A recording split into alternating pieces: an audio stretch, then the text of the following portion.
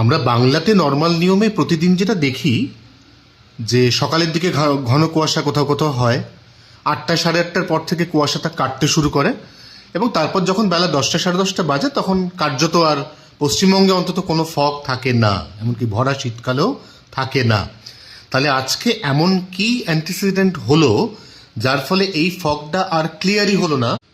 আপনারা যদি দেখেন আজকে 11:30টার সময় যে টেম্পারেচার আমরা এখানে যে পর্যবেক্ষণ নিয়ে থাকি, অবজারভেশন নিয়ে থাকি, তার তাপমাত্রা আজকে ছিল 11:30টার সময় 18.8, যেটা মানে কালকের তুলনায় প্রায় 6.6 ডিগ্রি কম।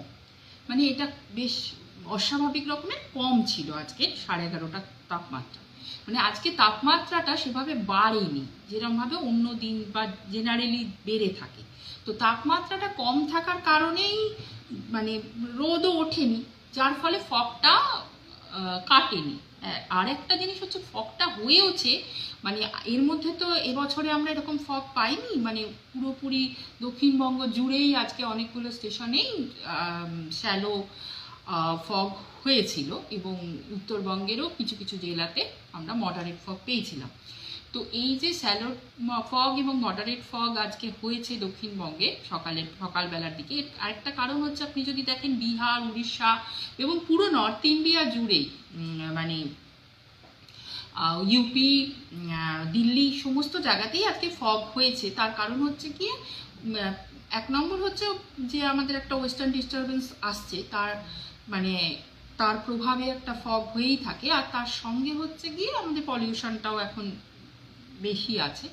এর প্রভাবে আমরা আজকে পুরো নর্থ ইন্ডিয়া জুড়েই ফগ পেয়েছি এবং আমাদের এখানেও নর্দার্লি বাতাস রয়েছে, যেহেতু সামান্য, মানে বাতাসের স্পিড খুব একটা বেশি নেই, কিন্তু ডিরেকশনটা নর্দার্লি আছে, নর্থের দিক থেকে বাতাসটা আসছে, যার ফলে ওদিক থেকে ফগটাও মানে এসছে। ফলে এখানে ফগ এসেছে এবং টেম্পারেচারটা না বাড়ার কারণে ফগটা কেটে যেতে পারেনি। ফগটা কাটার জন্য প্রধানত রোদ উঠতে হবে, টেম্পারেচারটাকে বাড়তে হবে, তবে তো ফগটা কাটে। যদি টেম্পারেচারটা কমই থাকে তাহলে তো ফগটা কাটতে পারে না। ধরুন এখন ফগটা কেটে যাবে, কারণ হচ্ছে এখন বেশ অনেকক্ষণ হয়ে গেল যে রোদটা উঠে গেছে, তাই জন্য ফগটা কেটে যাচ্ছে আস্তে আস্তে। তো সেই কারণেই মূলত আজকে ফগটা ছিল। আর একটা মানে আজকের পূর্বাভাস সম্পর্কে আর কি, যেটা টেম্পারেচারটা আজকে মোটামুটি মানে দিনের তাপমাত্রাটা আমরা আশা করছি কলকাতাতে 21 ডিগ্রি সেলসিয়াসের কাছাকাছি থাকবে, যেটা কালকের তুলনায় বেশ অনেকটা কম। ম্যাম, এই অবস্থায় এখন এই মুহূর্তে ওই সময় ওই জায়গাতে কতটা ভিজিবিলিটি ছিল সেটার রিপোর্ট কি আপনারা এখনো পর্যন্ত পেয়েছেন? না, আমাদের কাছে তো এই মুহূর্তে এখনো রিপোর্টটা আসেনি। এই ট্রেন্ড কি আগামী কয়েকদিনও চলতে পারে? আপাতত আমরা যা পূর্বাভাস দিয়েছি তাতে কালকেও আমরা কিছু কিছু জেলাতে ডেন্স ফগ এবং মোটামুটি দক্ষিণবঙ্গ, উত্তরবঙ্গের সবকটি জেলাতেই হালকা থেকে মাঝারি ফগের পূর্বাভাস দিয়েছি এবং পরশু দিনও উত্তরবঙ্গের কয়েকটি জেলাতে হালকা থেকে মাঝারি ফগের পূর্বাভাস রয়েছে। এর সঙ্গে ডেন্স ফগের পূর্বাভাস রয়েছে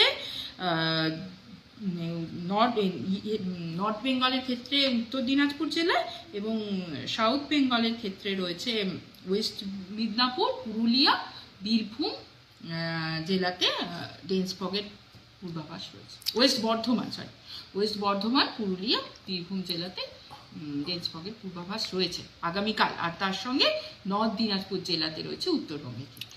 ম্যাম, টেম্পারেচারের ডাউনফল কি আমরা আগামী 72 ঘন্টা বা তার পরবর্তী সময় দেখতে চলেছি আগামী 5 দিনের মধ্যে?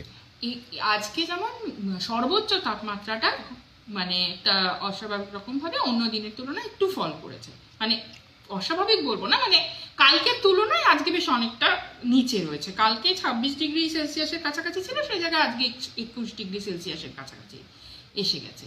কিন্তু আপনি যদি সর্বনিম্ন তাপমাত্রাটা দেখেন, সেটা আজকে সকালেও কিন্তু 16.2 ডিগ্রি সেলসিয়াস ছিল। তো সেটা মোটামুটিভাবে স্বাভাবিকের কাছাকাছি।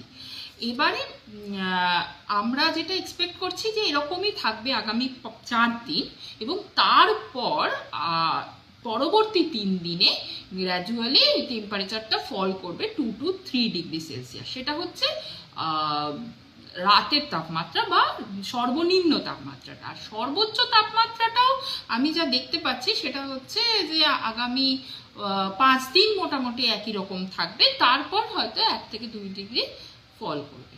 তো রাতের তাপমাত্রাটা 4 দিনের পর থেকে 2 থেকে 3 ডিগ্রি ফল করবে।